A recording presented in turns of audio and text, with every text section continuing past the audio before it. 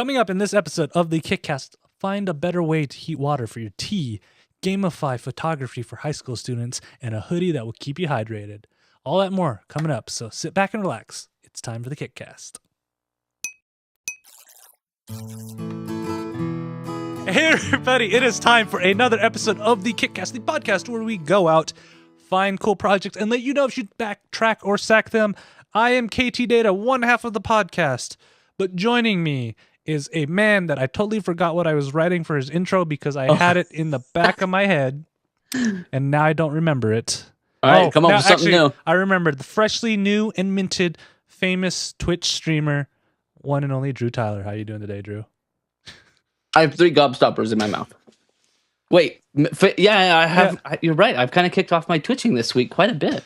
Yeah, so like I think you, like you're gonna be famous on Twitch. I'll get there. And I'm just gonna be like, I knew him. I knew him, and my channel has almost 100,000 views, but that's all I got going for me.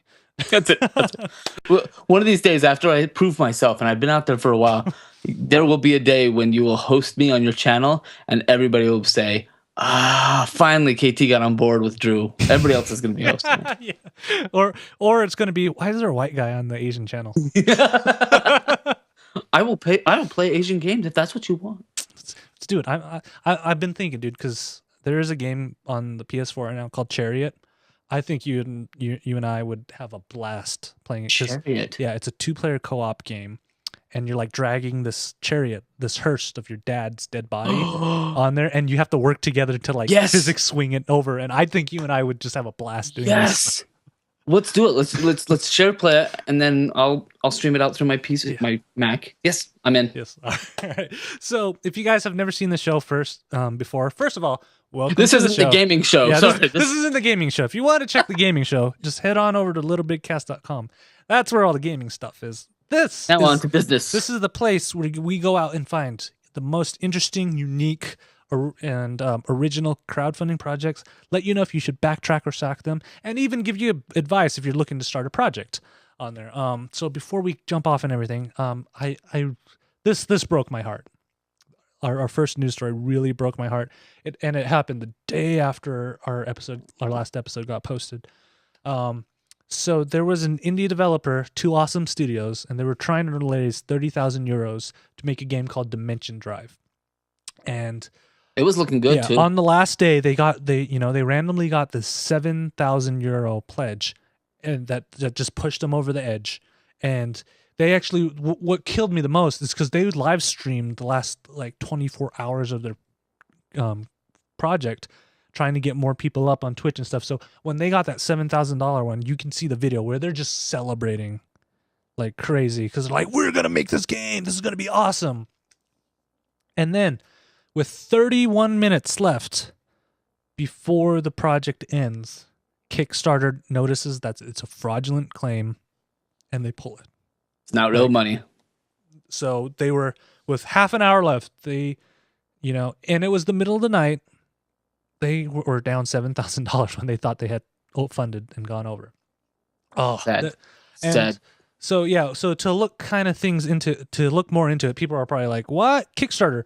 Why would you do that? Kickstarter actually has a automated system that detects these fraudulent pledges, and then they will pull them because in their Kickstarter terms, you can't actually change your pledge with the last 24 hours unless you contact customer service on there. And that's to keep this from happening. Somebody could pledge $2,000 at the beginning and then all of a sudden just pull it at the last second. So they tried to stop it on there. But this was an automated system, and it was just the perfect mix of this troll figuring out the time and having it pulled just right before end. Like the interview with one of the guys who was running the indie studio, because I think it's only like 3 or 4 guys in the whole studio, and he's like, that just exhausted me. Can you imagine? Your whole dream would just crumble.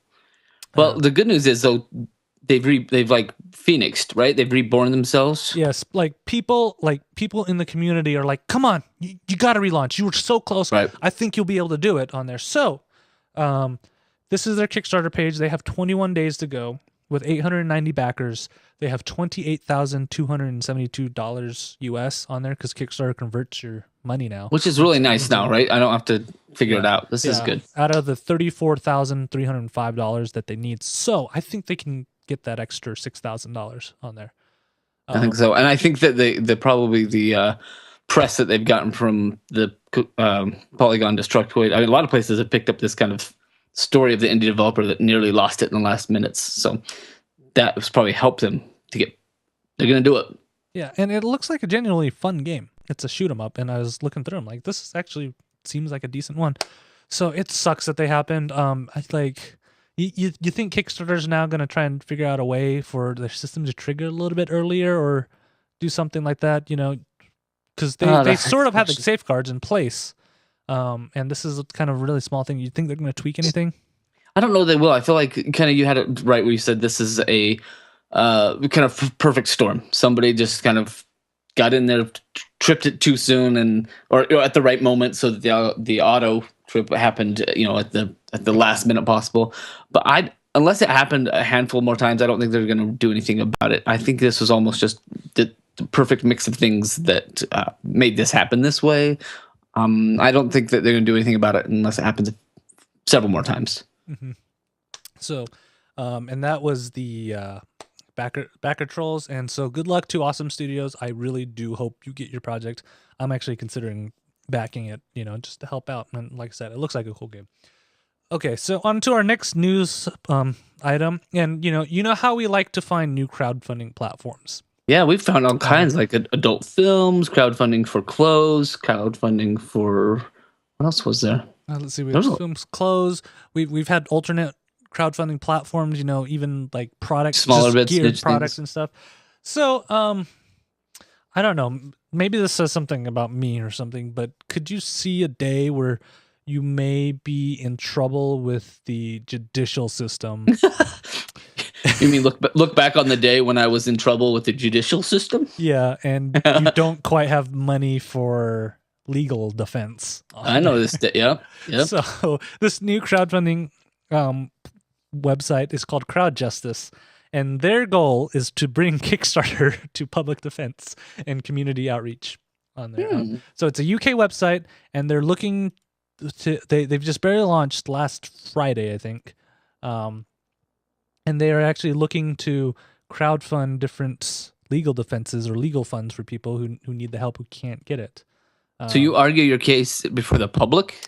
So it's in a way to like say I'm innocent. Here's my case. Yeah, pretty much. It's like Kickstarter. And I looked on their site. They actually only have one project on here, so I think they're doing it smart. They're still testing their waters on here. And this is actually about this guy who actually lived in Colombia, and BP was apparently paying these paramilitary soldiers to pretty much manage the oil plant that he was working at, because one guy apparently disappeared and they think he died. They killed him on there. So this guy spoke up, and what happened was he got kidnapped. His family got kidnapped, and they tortured and interrogated him for like 3 days. And for some reason they released him, and now he's actually living in exile from Colombia because he can't go back there, and he's actually suing BP for political corruption. And what's nice about his story is, because I read through his story, there's actually a law firm in the UK that's actually doing it for him pro bono on there, but he still needs money for legal fees on there, and that's about £5,000 legal fees on there. And now he's raised about he's about halfway through, so he's about 51% funded to kind of get this to pay off the court fees and everything. So yeah, that's a great sidecar to pro bono work, right? Because I think there's going to be a lot of cases where it makes sense for somebody to take it on because of the notoriety and other things, and obviously innocence. But this makes a good sidecar that you can pay for those legal fees and other things at that level. I like this idea. I think that it's probably taken a long time for this to get to the legal world, but not surprisingly, considering that the way that it all works. Yeah, the lady who actually founded this, she's actually a ex-attorney, or what do they call them in the UK? On there, but bulldog. She actually used to be that, and she was talking to other attorneys, and they're like, "I'm surprised there's nothing like this." So she's like, "Well, let's make something like this," and she actually made it Crowd Justice. So I hope I never have to use Crowd Justice, but at least it's there, just in case. Please don't sue I me, would anybody. bail you out. I would bail you out. Yeah, I'd be like, let's raise money for KT, save the clock tower. On there. All right. So this last news item that we have is actually from Kickstarter, and I actually love this. I love what Kickstarter does because they always go back to old projects and old creators to get tips and tricks for new people. So this one is actually labeled, "So your project blew up, now what?" And this is part 1. They actually interviewed 3 different people on what they did after they overfunded within like 24 hours. So we're talking about your pebbles, anybody who, or you're reading rainbows, your projects who you plan, okay, maybe I only need $2,000 and you end up getting $200,000 on there, on their experiences and stuff. And I highly suggest you read this if you're going to run a crowdfunding project, because it does give you a good background on all the stuff. But the one quote that actually got me was from the guys who made the electric eel wheel on there. Wait, is that spin twine into yarn? Fiber or something into yarn? It's this. Eel wheel. I have no idea what it is. Sorry, that's totally off topic. You tell me. But actually, it is. It is an electric spinning wheel that twists fiber into yarn on there. So that's what the wheel does. But this is the quote that actually got me on there. He said, because people were pressuring him to add stretch goals, and they were like, while very tempting, we knew if we started doing it, it would add risks to our schedule and pricing model. In the end, the most important thing was to try and get our project done on time, and so we didn't add stretch goals. We were already more successful than we expected, so our priority was keeping our project expectations under control. And that is one thing I think some projects kind of overdo, because they're like, oh, well, we got to keep adding stuff. We got to keep doing what's next. And then they end up overexerting themselves. And then that's when the frustration comes in after the project on there. So I like these kind of tips. And did you see any of the other tips that they're talking about stretch goals? A lot of it kind of follows that theme where, yeah, sure, it blows up. But, we will stick to the plan. We're sticking to our original plan on there, not to screw everything up. And I think some people probably think ahead, and they either they expect it to blow up, or they maybe even just in like the pure optimism, they may already think ahead and say, here are what my stretch goals could be. So just that preparation, depending on what side you're going to go on. Like if it unexpectedly takes off, it makes sense to be like, okay, let's just stay on track. Everything's going to be just fine. But some people will think ahead and say, here are my stretch goals. Here's what they will be when I get there. So they've already, figured out how to stay on track and still offer certain things. So I think there's more. Yeah, there's more ways to ride that rocket. Yeah. So that's all the news that we have on there. And speaking of projects that actually blew up, our next project has far exceeded its goals, and it's almost 5 times as much as what they wanted. Wow. So Drew, have you ever had this problem? Do you like a good cup of warm hot chocolate, right? I like hot chocolate. I love a good hot chocolate on there. But what happens when you want to make hot chocolate? You end up boiling like a whole kettle of water, right? Yeah. On there. So, this is I think this is great. Our first project is called the Mito, and it is an alternative to the electric kettle. And I think this thing is genius on there. So what it is actually a induction plate and rod on there. And you're probably like, what's this induction thing? Normally, what is this science? Normally, you would think of that as wireless charging. So there's no cables or anything. And so what happens is the plate and the rod, they're actually through the air exchanging electrons, and the energy is transferred through it. And normally you're doing it for power, but one of the byproducts of actually transferring this is usually heat generation. So they're taking the heat and using it to heat up water. And what's different about an electric kettle is you can just fill up your cup that you're going to drink, put the rod into it, and put it on top of the platform, and it will just heat up that 1 cup of water you have. So you're not wasting water and energy. Ceramic or does it have to be glass? It has, so it should be non-conductive, so nothing metal. Oh, okay. On there, right, so that because that may heat up your metal canister a lot quicker than the water. On there, so how is it faster? Yes, it's faster because you're heating the exact amount of water you want instead of a whole kettle if you only need like a cup of water. So you only have to worry about what's in there. You only, and then they had some times on here. I wonder if they have it. Does the induction go faster than like a straight boil? Well, it causes it to boil on there, so it kind of depends on it. But right here, so for 200 milliliters or 1 glass cup on there. It takes about 60 seconds to heat the whole thing. For a ceramic kettle that's 500 milliliters, that's 2.5 minutes to heat it up. So that's fairly quick. It's fairly quick. That's actually not too shabby. And considering that I think these guys are in the UK, depending on where you live, like in the or no, these guys live in Germany, I think, Berlin, Germany. Depending on where you are, like in Utah, that actually is a lower time than that because our water boils faster. Oh, but yes, we are because we're higher above. I love to do that with my girls because I'll start boiling the pan of something for, like ramen or something, and the girls want to pour everything in. So right before I can tell that it's almost boiling, I'll hand them the salt and let them put the salt in just to salt the water, right? But it automatically bubbles and boils at that very second because I know right when it's going to the salt lowers that temperature enough that it just they're like, oh, anyway, science. Yeah, and this is actually safe for your kids because that induction plate, it doesn't get hot. Yeah, it's all between the two. So only that metal part gets hot. So it's safe for your kids. And the operation is simple. There's one button. You press it, it does its job, and then it turns off. So it's pretty safe. Nice.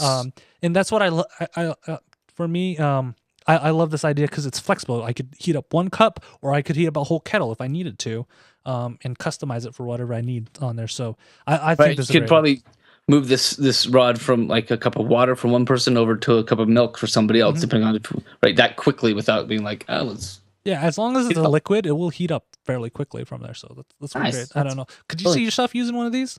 I think so. I think the idea, I'm constantly heating up a pot of water for cooking, or even just to have a boiling water to make some gravy or stuff. So I just need a little bit or a certain amount. I think this is nice because you're not dirtying a different pan or using a different pan just to get there. I do a lot of cooking, so I might not do it as much for drinks as I would do for cooking. I was even toying with the idea of putting in a permanent boiling water spigot near the sink just to speed up because I spend so much time waiting for water to boil. Yeah, good question. Good question. Laser Norm, he's actually asking if it has a temperature adjustment. That's actually one of the stretch goals they're trying to add in, is to be able to adjust the temperatures, because I think right now it's preset on there. But since they've, because they're almost at $500,000 now when they only wanted $167,000 on there with 18 days to go. So I have a feeling they will get it on there. So, for me, it's a back. Is this a back for you too? This is definitely a back for me. It's a brilliant idea, and it's something that should have been done a long time ago. On there. So that is the Mito on there. So our second project of the night, Drew. This one kind of hails from not your home. This is near. Yeah, it is. I mean, it's near me. Yeah, it's not your hometown. It's your home base city, right? No, it is my home base city. It's an interesting idea, and I shall tell you all about it at this very moment. This is our second project of the night. It comes under the name of Camera Obscura. It's it's kind of a cool idea. I have some issues with the campaign and the way that's being run, but let me tell you what the basic idea is. They're looking to launch an alternate reality for the classroom, specifically for how to teach. As a instructor, as a teacher, as I do that all day, every day, except for in the summer when I play video games. And still do it online. I still do it online. I still teach. I still grade papers. But this idea of Camera Obscura has been put together that they want to be able to teach the curriculum for photography to 7th to 12th grade students with this interactive engagement style of augmented reality. So the idea here is that they've created this gamification, this gaming type of system where they can teach the principles of photography while making it very much a kind of like a treasure hunt with the interactive videos, and there's all kinds of ideas. So Camera Obscura is something that they've put together. So the tagline here is that it's an alternate reality game that teaches photography 7th to 12th grade students, making education more effective, engaging, awesome. Something I try to do every day, right? If you can engage them and make it effective for teaching, it'll work well. So basically they're trying to engage high school students, and that is, truth be told, I don't teach high school students on purpose. I teach college kids for a reason. And sometimes the college students look like this. Yeah. Right?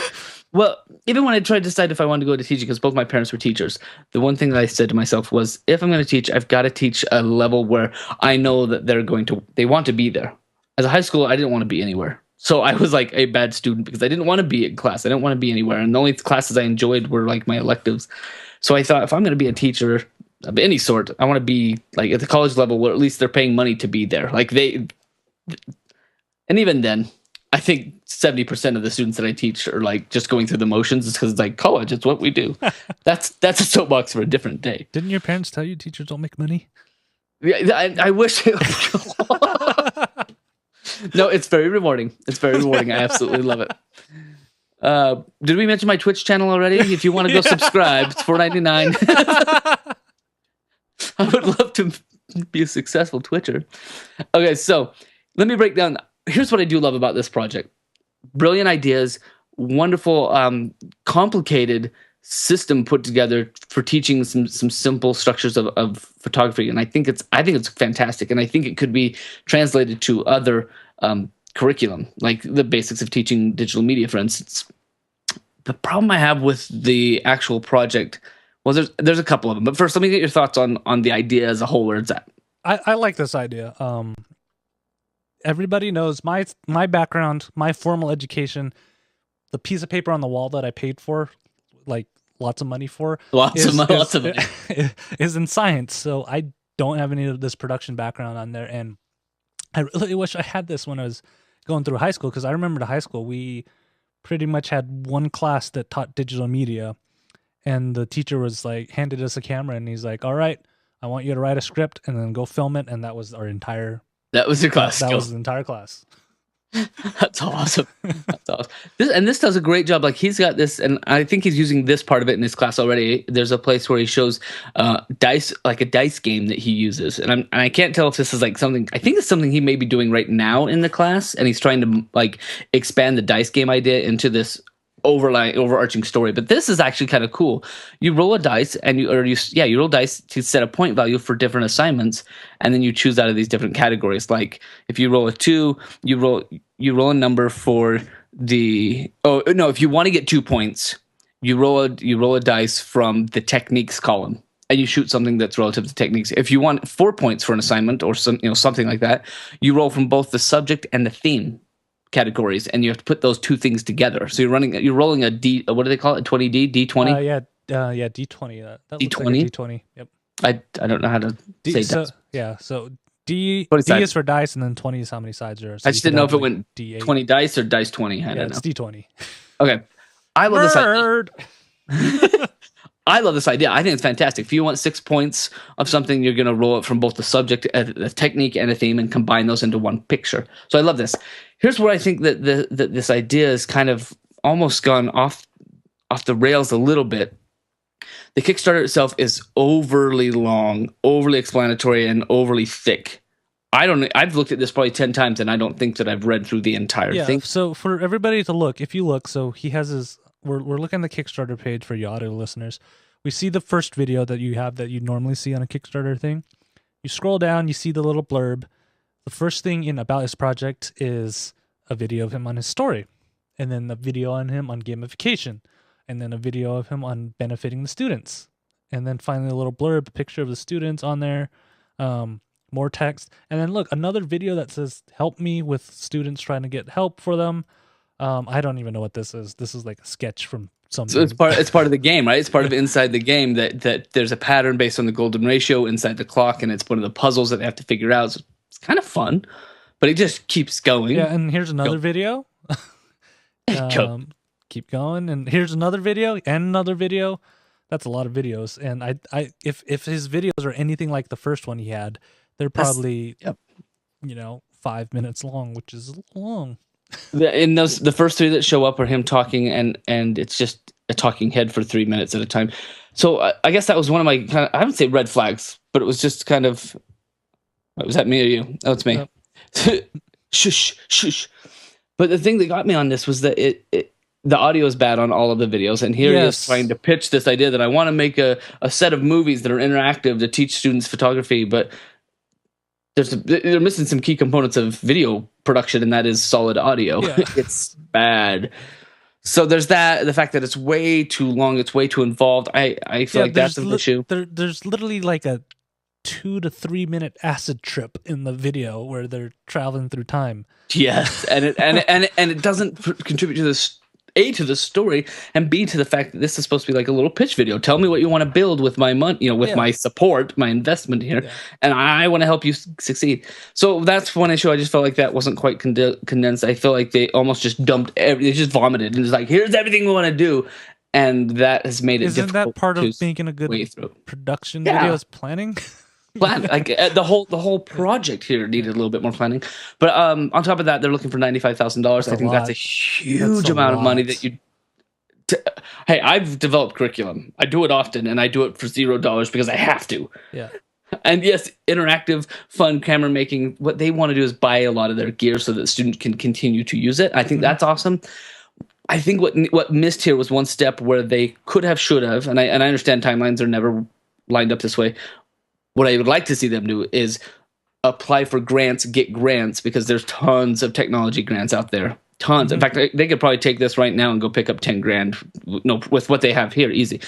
That would, I think, show more, not commitment, but just ability to say, we've already been granted $15,000 for this project. Please help us reach another stretch goal at $20,000. Yeah. I think they bit off way too much at this beginning one. And the fact that there's only 5 backers in the first week, one of which is, I'm sure, I think he said it was his mom and dad. Like, it's just, I really want to like be behind it and go, yes, yes, yes. But I just feel like it's somebody that's climbed aboard the Titanic and they've never sailed a sailboat before, and it's like, whoa, sorry. Yeah, I mean, because I could see even maybe $30,000 on that. Yeah. But I, like for this, I'd say aim low for maybe $10,000. Go apply for the grants and say, hey, we raised $10,000 already, so there's interest where community wants to help us, and we need that push on there. And I think either way, I know a lot of like people who approve grants and stuff. If they see that, they're like, hey, that seems like a solid plan on there, and you have a higher chance of getting approved. Yep. On there, but shooting for almost $100,000 is kind of high.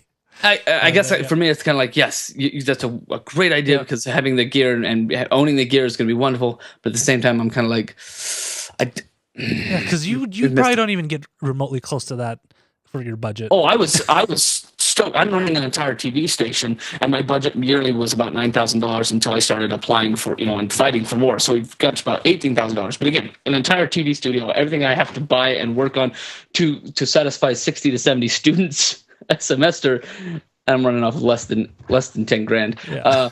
And I'm stoked when I got a grant for $5 grand to buy a Mac Pro. It comes in about 6 weeks, right? And so that's like, I was like, yes, right? Welcome to the club, my friend. Welcome to the club. You're gonna have fun. If this were a possibility, I could build this up. So yeah, I'm excited for that club. So anyway, that's me. It's a track. I really love the idea, and I hope that they take this. I hope they get more momentum and that they can take it into the grant world and chase it around and flush it out. Right now, what they've got is kind of like the full open binder of the whole project, and I think they've got to bring that down into scope and say, here's the ABC of it. Don't give me the whole alphabet. But that's what I'm thinking. Yeah, for me, it's a track too, because everybody knows I love educational projects. I'm all for people learning skills and things and just expanding their minds to be able to do the whole thing. So in a fun way too. I think it sounds fantastically fun. Yeah, like I would have loved this in high school. I was looking through his subjects and stuff. I'm like, man, I wish my teacher in high school would have taught me about like aperture and stuff. He just literally handed me a camera and said, "Go film things," and I'm like, "Go make this." What am I doing on there? Okay. So our final project, and this is voted by you guys. This actually won out on the vote on that. So Drew, you've been to sporting events, you've been to other things, and one of the things that is ridiculous when you go out there are the concession stand prices, right? Oh man, yeah, and with kids. Yeah, I mean, who doesn't love paying $5 for a regular size soda? So our last project is kind of aimed for that as one solution on there, and for you to bring your choice of drink you want. It may be a soda, maybe juice, maybe something else on there. It is called the Boozy, and it's the hoodie with a secret. So what's great about this sounds delightful. That in the hood of the hoodie itself, there's actually pockets where you can put two bladders that contain liquid in them on there, and then the bladders actually hook up to the straws, which are your drawstrings around your normal hood. So as you're walking around, people are just going to think you're wearing a normal hoodie on there. And people suck on the strings all the time, right? Yeah, I mean, that's just I've seen people do it, and I'm like, "Ooh," on there. Maybe they're just using the boozy. But at the end of those, there's a bite valve on there, so it's not going to leak unless you actually bite down on there, and you can have your favorite beverage while you're out at a sporting event or a public event. Because no one's going to check your hood. Like, has anybody ever checked a hood when you're going in? Because no, I've seen people like try to put it into somebody's purse, or put it in your pocket, but people are like, well, what's that right there? So I think this is a great idea on there because it's pretty integrated. Because when I first saw them, like, where are they putting the bladders? Isn't it going to just stick out? But hiding them in the hood is perfect spot because it's already flapping out on there. What I kind of wish they had was a way to hook both of the bladders up, so you could have so you could just suck out of one straw, but you kind of have to alternate. But then you could have Coke on one side and Diet Coke on the other side, right? That's what people are putting into these things. See, I think the weird part would be if like your friend started sucking on your hoodie, then you'd be like, it'd be a giveaway. That's the one drawback on here is since it's a bite valve, I'm not sure you'd want to share. Right. Because that's I like the idea of having two choices, but to be able to be like, hey, I brought a Coke and a Pepsi. Here, why don't you have the Pepsi? That's just strange to me. Suck on my hoodie, buddy. On there, but brilliant idea. Yeah, and it's made from BPA-free plastic for all you hippies who care about that. Yep. Whatever that is. On there, and they try to make they made it as tough as possible. It comes in a couple different colors: black, gray, navy, and white. On there, and they are. Let's see, how far are they? They are in. Their funding, and then once they get the funding, they're going to do some manufacturing and tooling, and actually make some production. And hopefully by September, the first run of the boozies will be released out into the wild. See a nice zip up front. I love this idea. This looks comfortable too. Yes, does it not look comfortable to you? I was like, oh, I think this is a great idea. I don't know. Drew, could you see yourself using one of these? Yeah. I don't go out that much, but I could totally for the one time a year that I actually go out and I don't want to buy concessions, I would do this. I would totally do this. I love it. Now, does it say how big the little bladders are? How much do they hold? I'm trying to find that. Like 5 ounces, a cup? What? There. I'd probably modify it. 20 ounces. 20 ounces. 2 separate bladders, or for transporting 10 20 each? ounces. I think it's 10 each. Okay. So, I think this is a great idea. I might modify it and somehow build in like giant bladders, and I'd have like 240s in the hood. It may look a little puffier than it needed to be, but I don't know if 20 ounces would get me through an event. I don't know. Yeah. So Laser Norm, they said they're trying to build some pretty tough plastic for the bladder so it won't explode. Wait, I'm just worried about the person jumping out a big moment and being in the back of the bladder burst. That would be or if you're one of those guys that you're going to get in the mosh pit. That's the only time I've ever been kneed in the back. I'm just going to tell you that. Not a lot of excited people where I go, but of course it's been at like Red Butte Gardens where we're all sitting on the cheese and wine, right? Yeah, and the cheese and wine one, that's where she getting kneed. That's great. Yeah, nobody's jumping up and kneeing me. But yeah, I think it's a great idea. Let's see, I forgot how much it is. This is a back for me for sure. I would back the boozy in a heartbeat. And yeah, it's $65. That's the normal price of a hoodie anywhere else. Yep. On there. I think this is a great idea, and you can put whatever drink variety you want in there. We're not. I wonder if I could figure out a way to. I got it. I'm gonna fill the bladders up with nerds, and then I just put them over my head and let the gravity, of whatever to like actually push the nerds into my mouth, so I don't have to suck nerds. You can't suck nerds. I don't know if you do that. What if we liquefy the nerds? That's not a bad idea. I like the way you think. I mean, Utah is the home of the Will It Blend guys. Maybe you can get a sponsorship, get a blend tech, hit the liquefy button, just put it in here. I could do that. I think that turns into just straight sugar water that hummingbirds drink, and I'm okay with that too. I guess. I like this idea already. This is great. Did you see what I ate today for lunch? No.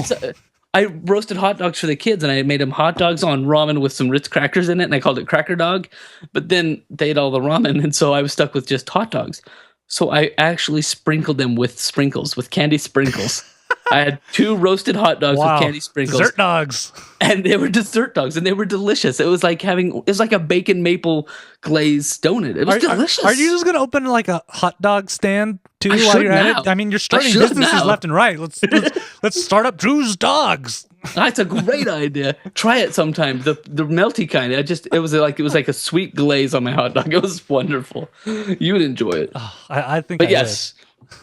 That's a back for me on the boozy. This one's a back, and man, I really wish they had more people right now. But this is a great idea. How close are they? They're close, right? They are 8,000 out of 50,000 right now. Wow, looks like they've got some decent traction though. I mean, they've been featured on some pretty good sites. Yeah, so hopefully they'll get there. Friends, tell your friends. Yep. The boozy needs to be a thing. Yeah. All right, Drew. This is another section of the show, relatively new. It is the Sack of the Week. I love this part. Look at the production value in that audio drop. There's awesome. You and I, let's be honest, we don't travel that much. I probably not as much as I would like to. Like, I mean, come on. The only time I travel usually is for CES. Yeah, and then we we drive, you fly. I know how. Yeah, on there, but we do have a friend who flies very often. On there, we do. Our friend, good old Glenn. He's friend of the show, friend of the network. On there, he's the little big cast mascot. I think that's what it decided. And you've known him since like you guys were tiny, right? Yeah. I think we first met him in middle school, 6th, 7th grade, and been friends ever since. All through high school, we really got to be really good friends. So he's a flight attendant, and he flies all over all the time. He has been to just about every country in every state. He was just barely in Atlanta, and I think he's barely back now. Yeah. He'll fly in and then he'll call me and be like, "Hey, I'm home. I'm gonna play Witcher all day. You want to come play?" I love it. Yeah, I love it. So when I saw this project, I'm like, I need to get advice from a heavy traveler. So I sent this to Glenn. I'm like, would you ever use this project? And this is what he quoted. There are so many things wrong with it. I don't even know the project is first. So the project is called My Hitch. It is a way to travel hands-free. Essentially, it is a plastic clip that you slip into your belt or the back of a pair of tight pants that aren't stretchy. For those of you that are homeowners, this is akin to a door hanger where you'd hang a wreath on a door. Yes. That's all this is. It's a door hanger. And there's a hook at the bottom, right where your butt is, might add. And then you just hook your bag into the clip, and then as you walk, you're dragging your bag along behind you. It's a tail. It's a little hook tail. And so thanks for the close up, buddy. Appreciate it. This is what gets me. It's invented by an airline pilot, and I call bullcrap on this. Really? Because it's meant for bags 25 pounds or less. So I asked Glenn, and it's like, first of all, no person in the industry has a bag that weighs under 25 pounds, not even pilots. Especially if you're a pilot. Yeah, wow. I love this. Every time you stop, this is Glenn's words, you're going to give yourself either a bruised tailbone or a plastic and sideways enema. And I stop walking and just wham! Oh my god! And I can agree with him because that's how physics works. Science all over today. Gosh, that's really funny. And of course, Laser Room's in the chat room going WTF, and I just this is nuts. It like I cannot see myself using this. To use my hitch, you need a belt or a tight waistband. Well, okay. And a roller board. What does it mean by like you need to have a roller? Is that what they call? I think that's what they call those bag. Yeah, those bag things. Thing on top of the bag, nothing attached to the bag. I see. If I had this, I would take the little hitch, I'd pop it in my pants, and I'd put my first one on, and then I would trailer hitch like 3 other, and I would pretend that I was Mother Duck, and I'd be like, "Come on, little guys!" This is tremendously entertaining. What was it going for? It is going for like $15 for a piece of plastic. Oh, it is literally just a piece of plastic. And every tier, you save $1 or $2, and it goes up to 2 hitches, 3 hitches, 4 hitches. Like these are the tiers he's come up with: 5 hitches, 6 hitches. I'm not even sure this is even allowed with Kickstarter. Yeah, I don't think you can do that. I don't think you could do that. How did you get that? Yeah, there. I don't think they're too worried about him. Yeah, and like the program, the project design is okay, man. He answers a lot of questions and stuff, but I just can't see. I pulled this off my door hanger. I was using it for a wreath, and I decided I'd just put it on my pants instead. Wow. I can't see anybody using. If you are out there and you travel a lot and you could see yourself using this, please email us KickCast@Ktdata.net. I would love to see why you would want to do this. I would be afraid it'd start ruining your clothes. Next time you fly to CES, you're going to see this guy, and he's going to be hauling one of these, and you're going to say, like in the wild, you're going to be like, "What? It's real." Laser knows right. Why don't you just go to Walmart and modify a shower cradle instead for like $250? Yep.